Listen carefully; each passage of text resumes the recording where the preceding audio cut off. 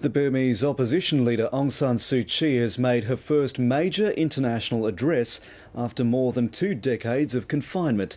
Addressing the World Economic Forum in Bangkok, she called on all the diverse groups in Burmese society, including the military, to stay committed to improving the country. Southeast Asia correspondent Zoe Daniel was there and she joins us now from Bangkok. Zoe, how was this speech received?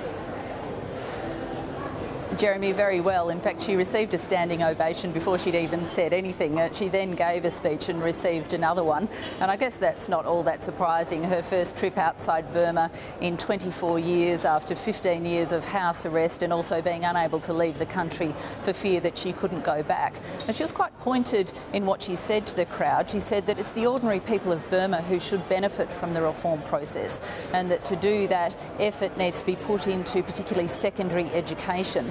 She also said in relation to the foreign investment that's going to flow into the country that needs to be done carefully to avoid nepotism and corruption, again for the benefit of the whole of the country. And then she addressed that pointy issue of whether the reform process is real and whether it will continue. I say this depends on how committed the military is to this reform process. There has to be commitment on the part of all of those who wish to improve the state of our country.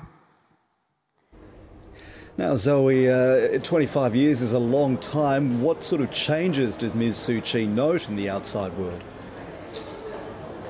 Well, she was asked how she felt when she touched down in Bangkok, and you can imagine how amazing that would be after quarter of a century essentially inside Burma, which is extremely underdeveloped. She said that the captain of the jet that she was on said that she could sit in the cockpit, and she said that 30 years ago, being so well travelled, she would have been obsessed with looking at the cockpit dials and things, but she was more interested in the lights of the city. And that's because when she left Burma, electricity protests had been underway because of the unreliable power supply. So what she was really thinking was, we need an energy policy.